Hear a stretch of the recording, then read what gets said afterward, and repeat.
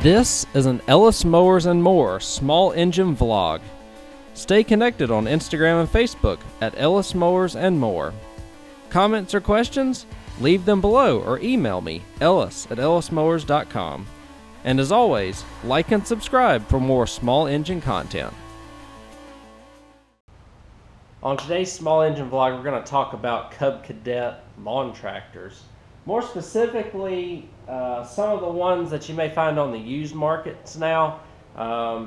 This video is basically going to cover LT and GT lawn tractors and some of the issues that I've found with them. I've had two this year that all had very similar issues. I've also worked on others that have had these similar issues as well that I commonly see pop up. Both of the machines that I worked on had around 300 hours on them, give or take. And that seems to be about the point where most of them start showing these issues. There's three main issues I want to talk about in this video, so without further ado, let's go ahead and get started. The machine we're going to use today as an example, because it has all three of these issues that I'm talking about, is an LT 1045. I've also had a GT 1554 here that had two of the three issues that I'm about to mention. We'll start with the smallest issue, and we'll work our way up to the biggest one. How about that? So the smallest issue that I see relates to the front end on these. So over time, this mower's got about 300 hours on it. The front end's going to start getting some play in them. So as you can see, I'm going to move this right front tire. You'll see that left front not move at all. It's got a lot of play in the drag links and stuff. So you can see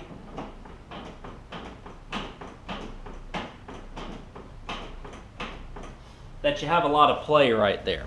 Now on these machines, the steering setup is so that you can compensate for it. So over time, what it might do is if you're going forward, you might have this toe out effect on it. And what that's going to do is wear these tires out really quickly and wear out your wheel bearings.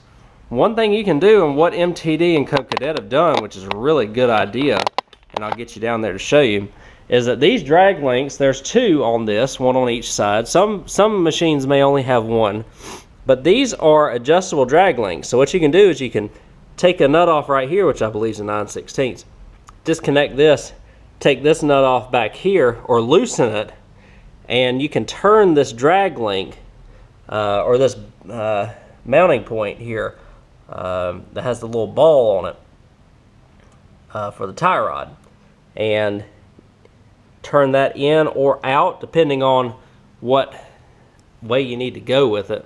If you push it in or if you turn it in, it's going to allow the tire to go in more. If you need to go out with it, then it's going to cause the toe to go out, if that makes any sense. You can do trial and error, whatever.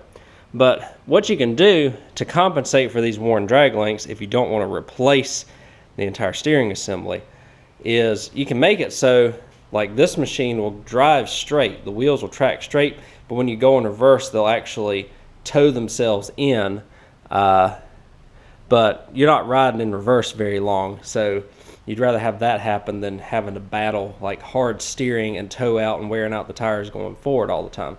So that's an easy fix to change, to compensate for that you may have to do.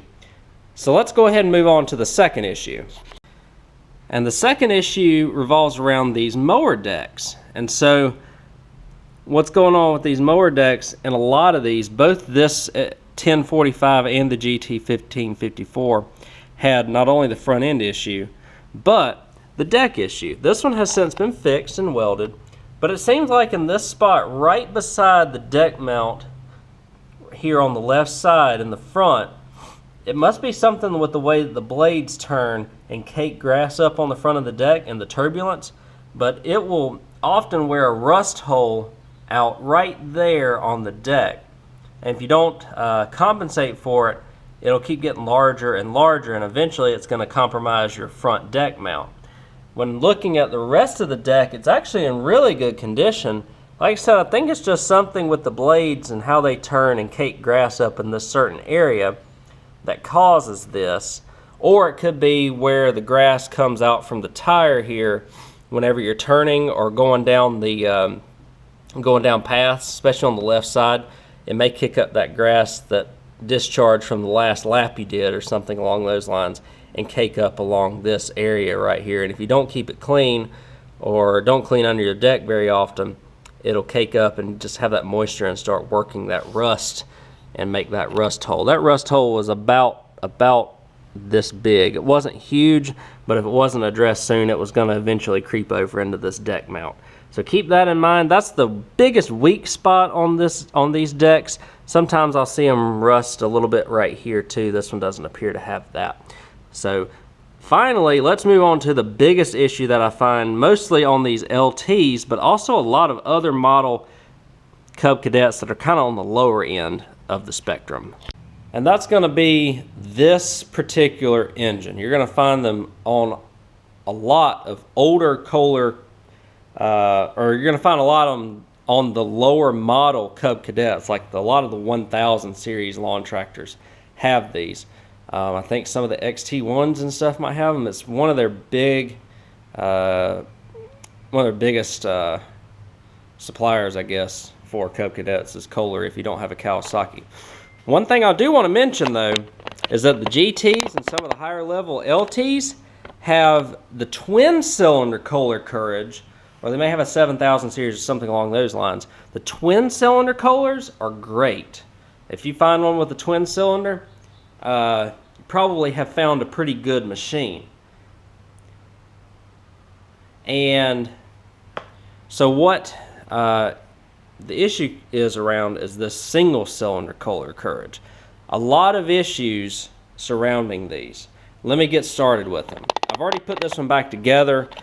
I'm obviously going to have to take it back apart because we have got some pretty significant oil leaks. So this venture started because these like to vibrate themselves off of the frame. So what happens is over time, the bolts down here on the bottom, the mounting bolts, will start working their way out because this engine for some reason produces a lot of vibration, and the way that they're mounted, it just doesn't jive after a while. So they've got that going on. That starts vibrating the engine. Also, and I'm going to try and show you all up here, but where that red gasket material is the sump cover. These are called bucket engines. Under that sump cover, if you take this engine cover off, you'll find a bunch of bolts. A lot of times these will start leaking out of the sump cover, and where I have all that JB Weld, just trying to attempt to see if something would work on this, is where it will often crack the block. This one got cracked pretty far down before I was able to obtain the mower to see if I could fix it. I have a clip here trying to, or a C-clamp here trying to see if that would make any difference. But what happens is those bolts up at the top will actually work their way loose and separate themselves, and so all your structural integrity for the block is gone. So you not only have that gone, but what happens is if they work their way up too far, those bolts will get into the flywheel and shear the heads off. So that had all of this going on. So with JB Weld and everything, I tried to attempt to fix this. I approached it from the inside. I got almost the oil leak almost fully fixed. It is just a small drizzle down here on the block. However, there's something else leaking, and the valve covers are made of cork. The valve covers will often leak a lot. I tried to reseal these with RTV. That didn't work, so I'm going to get a new cork gasket. And then there's sometimes these things will crack in other places of the block, and I have a feeling that either it's a seal issue that I'm dealing with up there, or another crack that's just causing this thing to leak oil like nobody's business. So especially these early Kohler Courages. This one's made in 2006, which if I remember correctly is the first year Kohler switched from their Command series to the Courage series on these machines. These engines do not age well, but if you can provide preventative maintenance like making sure that those sump bolts stay tight, making sure that your mounting bolts stay tight, and periodically adjusting the valves, because this one had a bad valve too, where the exhaust valve was really far out and it was causing a hard starting issue where it wouldn't turn over and it was blowing exhaust gases back through the intake. I think that's all the issues with this engine. So if you see this engine, be wary. Look for the cracked blocks. Look for oil leaks. Make sure it's not loose on the frame, because once those bolts work their way up, the way that these blocks are, it isn't like you can put a nut on top of them. They thread right into the block. So once they start vibrating and break off, you may be out of luck. And also, you know, valve cover leaks and stuff like that. I think I've covered all the engine issues and all the issues on this mower, so we'll go ahead and wrap this video up.